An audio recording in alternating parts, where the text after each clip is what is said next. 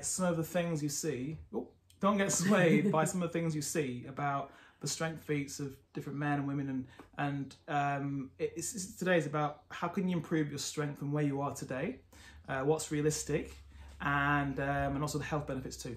Yeah, so we want to really give you some pointers for things that you could actually action today, or at least in the next few days, so some quick wins, and then we'll talk a little bit more really about the benefits of getting stronger. And if you just joined us, if you're watching this on catch up, apologies, I forgot to press record.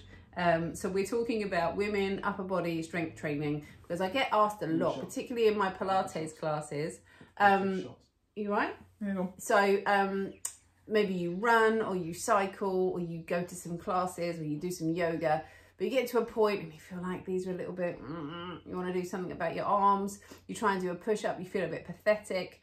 And also, I think going back to what Chris just said, that if you are someone who is quite high up in your job, you know, maybe you're in your late 30s, early 40s, late 40s, and you're really, you know, you're good at what you do, it comes back to that thing that when you then head into a class, or you're starting really from a point where you don't know and you need some help. So that's what we're here to do. We're going to talk about upper body training, particularly for women, and particularly for women who are already training and want to know how to get stronger. So thank you. Hello to all of you who are joining us on Instagram. So for starters, I think one of the big worries women have about when they start doing strength and conditioning is, and you can tell me this, the answer to this one, they think they're going to get beefy muscles. Correct. So they're worried about, okay, if I do push-ups, or if I start, you know, training with weights, I'm going to get beefy muscles. And one of the things that just makes my heart cry, if I'm with women, or if I'm looking at women's strength training programs, is women doing strength and conditioning with tiny, tiny weights. There is a place for tiny, tiny weights. But it is not for a, you know, if you're doing a strength and conditioning program, maybe you've got 20 minutes, that's all you really need. Don't be doing it with the 1-2 kilo weights, unless you're doing some kind of rehab on a shoulder. They're not really going to help you out, are they, Chris? I mean, what would you say about that? Yes, it feeds into I guess it's the culture of, I don't want to get big, I don't want to get too big.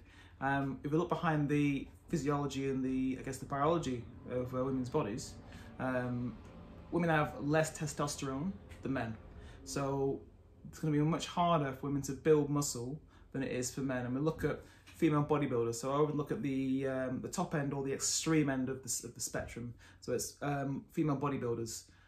They look muscular, but they're very lean. Their size is actually quite small. They're quite light, aren't they? They are. They look big because when you see the pictures compared to other bodybuilders, they all look very similar in the sense that they're all similar size. But you put them against, let's say, someone who's 5'9", 5'10", and they're actually quite small.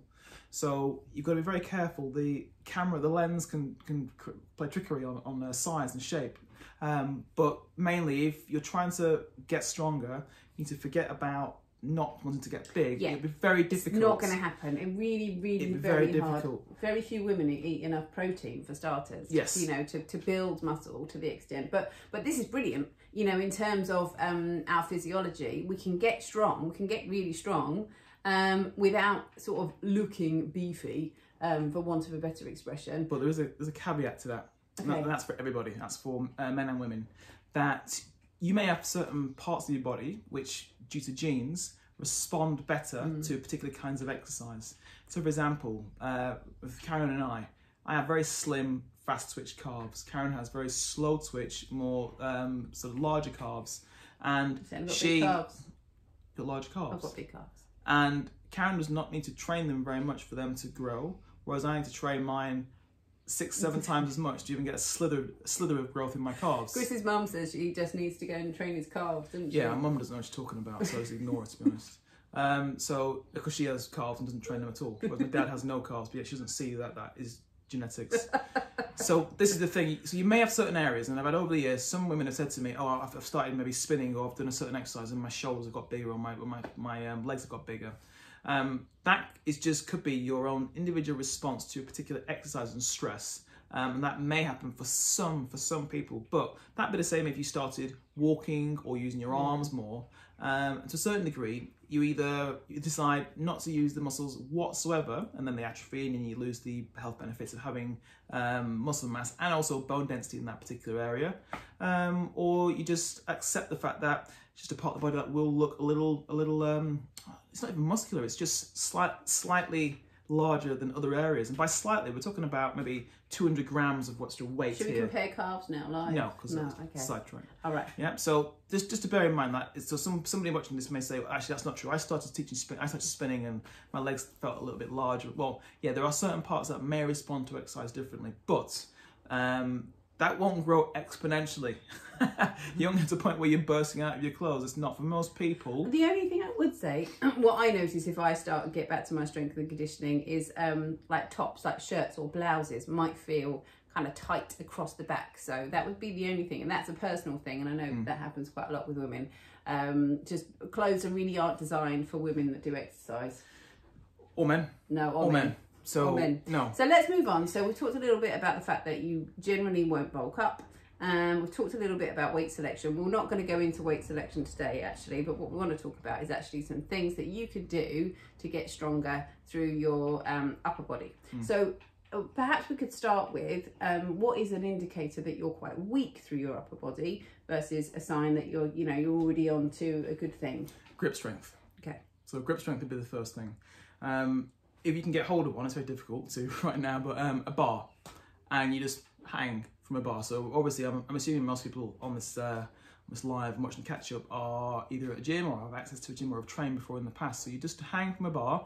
That'd be the first thing. Can you hold that for 30 seconds? You could do that in a kid's playground as well. Yeah, on monkey bars. 30 seconds. And the next one would be, can you actually pull your knees up towards your elbows? So it's not a full pull-up, it's just the knees to elbows. Could you do that exercise? That'd be the first two things. So hanging from the bar, bringing your knees up to your elbows, like in a crunch. Yeah, underarm grip and pull your knees to your elbows. Okay. Yeah, that'd be the first two things. And you'd know after 1 or after 10 seconds whether or not the grip starts to roll off. You'd know if your head's thinking, what am I supposed to be doing? That's a really good indicator. Yeah. Because sometimes if your brain can't compute what we're actually asking you to do, it's a really sure sign that your body either lacks the coordination or the strength to do it. Yes. Or both. And then I'd say even, and then that's a pull. A push action could be a basic press up from your toes. Can you perform 8 to 10 good press ups with good form? And that's from your toes. From your toes. Okay. That's a simple starting point. And if you can't do those, Chris, where would you get started? Well, you look at that as the end goal, and you've reverse engineer a plan from that, and you go drop down to your knees and you work on the key areas that you think are, or you think may be lacking in that particular exercise. So if you feel as if you're quite heavy in your wrists or your elbows flare out to the sides. Yeah, it's a big complaint from a lot of women. They say try and do a push up and my wrist. Well, that could indicate that you've got shoulder stability. So you want to work on exercises that will improve shoulder stability, and also how your shoulder blades work when you lower yourself back down towards the floor. Then once you can get control of the elbows, not flaring out, you can squeeze them in. You can see that in my left arm. You can squeeze the elbows in roughly at 45 degrees to your trunk, so that's 90. You don't want this. It's going to be around here at 45 degrees. But you want the hand to be flat, not pushing the weight out onto this side of the wrist. Your little cue is always, isn't it, that you have your middle finger in line with the edge of your flat. Flat. Okay, so in that position. Once you get that bit right first, then you might find that it could just be actual shoulder strength and then the pec, so the shoulder muscle here and tricep strength that needs to build up. And that's just more getting used to the different reps. But the first thing with press-ups most definitely is the technique, how that shoulder glides or the upper arm glides in the shoulder joint as you lower yourself down, and also the pressure through the wrist, that you can get the hand flat down through the floor. So if someone wanted to kind of throw themselves into a push-up program and they haven't got all that bit, what's going to happen? The shoulder, unfortunately, is built for mobility at the expense of stability. So that's why you'll tend to dislocate shoulders quite easily when you're younger and developing. Compared to your hip, that's the opposite. Hip's built for stability and less mobility. So in the shoulder, what will happen is other muscles will take the strain. Other muscles will take the strain, and also part of what's called your rotator cuff will be working in ways it doesn't want to work, and you can get quite easily pulls and tears in your shoulder because of the way that the shoulder's performing. People who have done this before and they've injured their shoulder, or they've said, oh, I did this exercise and my shoulder went. Again, it very rarely went in that particular exercise. There will have been a build-up period to that, an overload, and then a trigger. Trigger could be that one move that did that, but generally in my shoulder, it's a lack of strength and stability in the joint. So perhaps, Chris, we could put together a short sequence of, you know, maybe the push-up broken down into 8 different stages. I'll tell you what, if people like this and share this, let's give people a few days to watch this and get back to us. And let us know whether that's something that you want us to do. That would be really useful, yeah. I've been thinking about doing that for a while, actually, because really one of the things I absolutely love in my job, 2 things I love in my job, is kids fitness. I absolutely love it, kids sport and fitness. Second one is dispelling myths, one of which is making women stronger. And I get women very strong, not to say very, very quickly, but I get them strong in ways they couldn't imagine they could have got strong in. So they can do 3 to 5 bodyweight pull-ups, 10 to 15 press-ups from toes, deadlifts with the bar, stronger than most men that enter gym first time. And I like that because they've gone beyond what they thought was possible, and also they realise that they didn't get big after all, and they look way better and feel better than a lot of their friends. Their friends give them compliments, so it's changed their attitude. So that's the thing that I feel, I get a lot of reward from that. So if you do want us to do a quick 6 to 8 sequence press-up program, like this, share it, tag some friends in it, and then we will see what the crowd want, and we'll upload that for you. So the basic things that you can do today to really, again, to go back to sort of testing your upper body strength. One is the hang that Chris mentioned. So test your grip strength. So 3 things. Test your grip strength. Can you hang on a bar for 30 seconds? The second thing, can you bring your knees up to your elbows? Again, that's grip strength, but also your pull. So there are 2 things when it comes to strength training, a pull and a push, 2 basic things. And then the third thing is that push-up. Can you do 8 to 10 really good push-ups from your toes? And if you can't, and you want to know how to kind of break that down to start to build that body strength, send us a message, as Chris said, and we'll see what we can do to help you. Because we could say to you, right, okay, let's start with the planks. But actually, oh, brilliant. Excellent. Yeah, thanks, Helen Jane. Yeah, it's a great comment. Yeah, we will see what we can do. Thanks for your comment. So Helen just said, yeah, she'd love to build her upper body strength, and she knows she can't do a pull-up or a full press-up and never been able to. Just to go back to that, what we're asking for you to do isn't to do a pull-up, but just hold, just hang. That's a really good starting point. Can you hang from a bar? So that's your little bit of homework to go away and practice. And just before, so we've mentioned sort of 3 things that you can do, 3 tests really, and actions you can take from this. But the other thing I wanted to say, Chris, was is there a place for bicep curls, tricep kickbacks, you know, the things that you quite often see, let's say in women's magazines, I'm going to say that, I'm going to say it out loud. Is there a place for that? Or if you can't do your pull or your push, should you not bother? I'd say those magazines are on the whole terrible. Because they, I know you're right for some of them, we'll hopefully get some work from this, so if people are watching this, they understand what I'm saying. I think they're terrible because they all... Is Claire watching? Well, no, because they all buy into this belief that women train in a dainty way. And that's what I mean by terrible. I mean, what you write isn't terrible, it's that part of it which I don't like. I never like that because it's always about, how can we train? How can I train this muscle? How can I train this muscle? The whole point of training is to develop, you know, body strength, inside and out. And all the exercises are ways to improve something that you're trying to work on. So if you're trying to do a press up and you identify there's a certain weakness in a certain area, then yes, you might be able to do a tricep exercise or so on and so forth, and that could be beneficial to you. But to start backwards and say, I want to work this muscle, so I'm going to do these exercises, it's a basic lack of understanding of how the body works, because this muscle, the tricep itself, it doesn't work in isolation. It works in conjunction with the shoulder and also the pec as well. And you only work it in isolation if there's it's called a deficit, so a weakness, compared to the other 3 or the other 4 parts of the body that you're working. So if you've had an injury or you've... Yeah, but just to work it by itself... Can I use a cake analogy? Yes. Yeah, so it would be like trying to make a really nice cake using really good free-range eggs, but everything else is rubbish. Yes, it is. So that's what I don't like. I don't like how... and again, I'm talking about the women's fitness isn't too bad. And there's a couple of others that we used to read when Do you we were know what? younger. In their defense, I think they really have improved. And because Oh no, they now, have. But I'm just being old and crotchety. You are being old and crotchety. I know that. But there are a lot of really good stuff on like Instagram lives, for example, where trainers really know their stuff and they go into their stuff. It's very, very difficult to pictorially represent a program. We're here saying, you know, we can do things to help you, but unless we were to get down on the floor and spend about 20 minutes, you know, talking you through, we couldn't do it. So that's what we're saying. It needs to be a different way of, whether it's a video, which is much easier to understand, or in person than pictorially through a magazine. So if that magazine managed to encourage some people to do one thing, then brilliant, it's done a great job. But it's not the ideal, is it, in terms of trying to teach this kind of stuff? No, it's... In defence of women's magazines. You are defending it, and you're right to, because you've written some great stuff, and the magazines you've been in have actually been superb. They are different. I'm talking about the bigger mainstream ones that have got big readership. I just feel it's a wasted opportunity to really educate people about movement. This is selling party tricks and party workouts. Yeah, do this exercise. This is sermon for this week. Do this exercise and this muscle will work. I guarantee if you follow those people up for the next 6 months, a year, they'll be straight back to square one, and that will have had no effect whatsoever. But however, they have sold an article with a headline, how to get that tricep.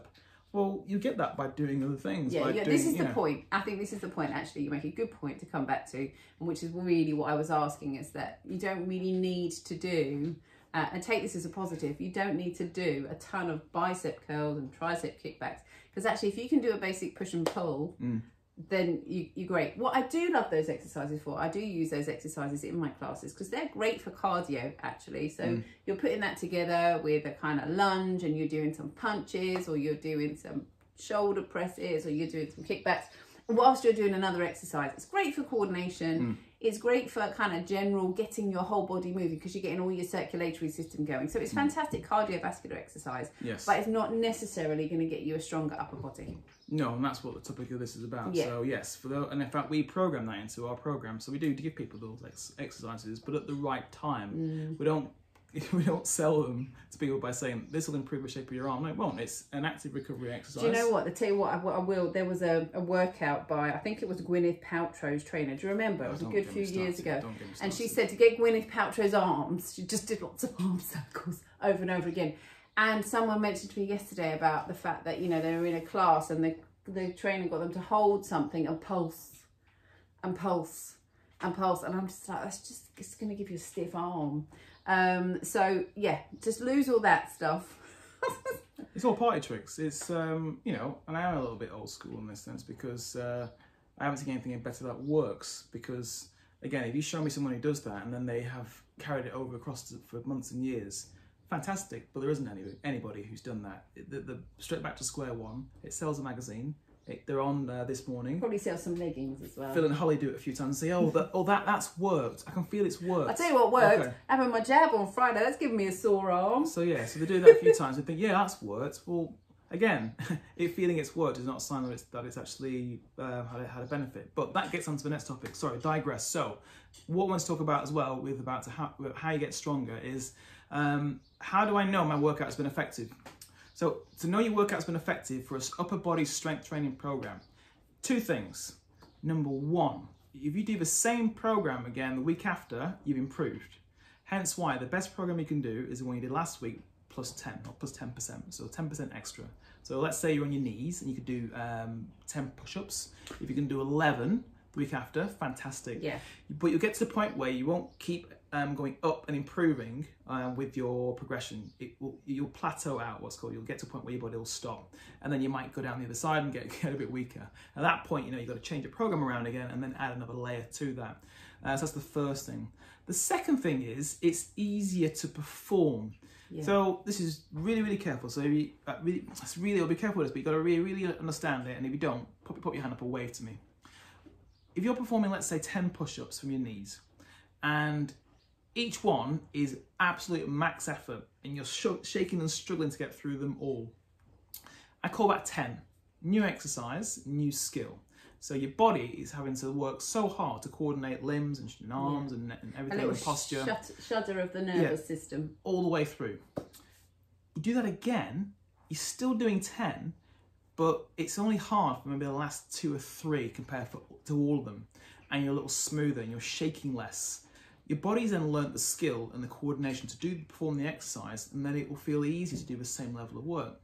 So you're looking for that number 1, you can do the same exercise or same program the week after, and it feels a bit easier, you can do more. But number 2, to perform a number of reps, it actually feels easier through that. You'll still fatigue at the same point, but you still feel a touch more coordinated. It's a bit smoother. You don't feel like it's just not a sense of that. This is when I get a new program and I go through it, and I always say to Chris, "Oh, do you know, I actually couldn't do it all today. That all felt so hard."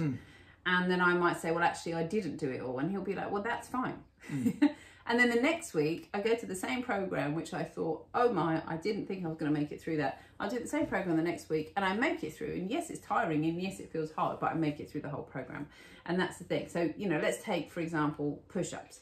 At the start of a program, I might do, you know, 5 on my toes, and then 8 from my knees, and then the next time I do it, 6 from my toes, 7 from my knees, and you just do it like that. And one of the things I love is when I get my client program sent back to me and they've got crossings out and numbers because they've been up in it, or a little note, couldn't do this was too hard, I couldn't make it beyond that. That's fine. So they're progressing the program. Yeah, so try that. If you're already doing a program now and you've got to a point where you just can't get any further, haven't got any stronger, the first thing to think about is that program progressing you in the right way? One of the wrong ways to progress you is you might be taking too big of jumps in your progression.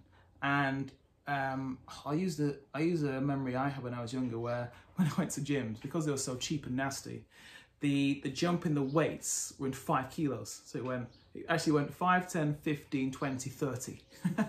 So if you get to 20 kilos, you've got the next jump up to 30 kilos. You have nowhere to go. But in an ideal world, and we don't live in this with gyms, but in an ideal world, an ideal gym, the increments would be half a kilo. That's what you get your clients to get, isn't it? Yeah, and you can buy what are called plate mates, and they are magnetic tags you can put onto a weight to make them half a kilo heavier, because that's a progression. And that's the smaller jump. Even 5 kilos is too big. But 1 kilo increment, let's say you're at the gym with the dumbbells or on a machine, you want to be able to increase that by the smallest amount possible. So you're slowly improving each time. But if you could go down 1 weight stack on the gym, so the weight stack on a machine could be 7.5, 10 kilos. That's a massive difference. So you've gone from thinking, this feels easy, to, I can't even move it off the stack. So it's just knowing that the progression is always there, how to find it, and but making sure that you're progressing in the right way. So just to, in summary, you're not going to get big muscles unless you've got some, you know, pre-existing genetic massive bicep thing going on. That's technical. But the thing about that trainer, and luckily I've forgotten her name because I don't want her in my thoughts at any point, at any time until I leave this. I'll summarise. Don't tell me what she's called, that woman, that trainer. Okay. But just talking about the tricep, and people often say, how do I get this tricep to show? It's body fat, it's getting leaner, it's not working out. Yes, that's true. So that was the other thing to add. Sorry, okay, sorry, so if you want to look stronger, if you're covered in sort of body fat, then that's not going to help, right? To complete the question then, and I was summarising. You're right, summarising. It's Karen's summary. Yeah. So, yeah, you can't get big muscles. And if you want to see your muscles more, as Chris just said, you need to get leaner. And number 2 was those little 3 tests to see how strong you are or if you're weak. There was the pull, and there was the grip, hang on a bar for 30 seconds. Yeah. There was the pull, bring your knees up to your elbows. We're not talking about pulling up, we're just talking about bringing your knees up to your elbows. So you go crazy in the local playground. And number 3 was the push-up. Can you do 8 to 10 push-ups from your toes? If all of those or some of those are a no, and you want help with how to get to closer to that point, because anything closer to that point is stronger. Remember, it's always shifting the needle on the dial. Drop us a message, share this post, let us know, and we can do something for you. We can help you out with that. It's just like, yeah, that's our bread and butter. That's what we do. And then we were talking then about Chris's, have you progressed? So are those exercises feeling easier, or are you able to do more? So are they smoother, and are you better able to do them? Because it's always about progress. So if we're not going to say, if you can't do 8 to 10 push-ups from your toes, that's not your starting point. No. Your starting point is 1. and then we build on, and I promise, it will come quickly if you crack on with it. Yes. So that, and other than Chris's sermon on, and the bicep curls and the tricep kickbacks, they're not going to necessarily get you a stronger upper body. They're going to work your cardiovascular system. For the purposes of this, which is talking about getting a stronger upper body, push, pull. Keep it really simple and go from there. I mean, the push and pull is great, but... Oh, hang on, we've got something else coming now. The push and pull is great, and the bicep... I'm over-summarised. No, you've done a great job, but the bicep and tricep work is important. We're not saying that it shouldn't be. What I am saying personally... Because you're going to get your clients messaging you saying, Chris, why did I do this today in my program? What I'm saying, and I'll be very quick, is that I'll give you an example. Right? I've got a client, and she's doing absolutely brilliantly with her strength work. She's in it for the long haul. I've been seeing her for several years now. I've got a sermon after the summary. She was doing a lot of weights at the gym, and she's doing bench press and shoulder press and all these other exercises which people typically do. But yet she couldn't perform one pull-up or 2 decent press-ups. And I said, you are starting from the wrong point. If you cannot perform a press-up and a pull-up, you should not be doing any kind of bench press or pull-up work unless it's progressing you to that point. Because you have some kind of strength, it is a weakness somewhere why you can't perform that. And my concern, looking at the body the way it moves, is you're overloading something that can't take the load. A press-up and a pull-up is really basic because you can't get around the body having to operate in a certain way and coordinate limbs at the same time, and different muscles are working. But you can get around it if you start to isolate, but when you isolate the moves. So that's all I was going to say. You might finally fit into that category, or your friends do. Ask them that question. Are you able to do a few press-ups and a few pull-ups? If not, are they then doing other things in the gym, training those muscles? And are they improving their ability to be able to do press-ups? And if they aren't, then we've got to get you lot to do some kind of program. And really important is to get someone to take pictures of you hanging on playground bars. We want to see them, don't we? Take us in. Yeah, absolutely. I want to see you hanging, giving us your best effort, counting, and let us know how you get on. Thank you for joining us today. I think we're finished now. We're done, aren't we? Yeah, I'm just going to put my head in a bucket of cold water. It's very warm. It's hay fever is... that's probably why I feel grumpy today. This hay fever grumpy is killing Chris. me. Oh. Yeah. Chris has got no eyes this week. No. We're all just bunged up. So yes, thank you all for joining us. And as we said, I think we said that a few times, share this and ask us, and we will come up with a little solution for your lovely shoulders. Bye all. Bye-bye.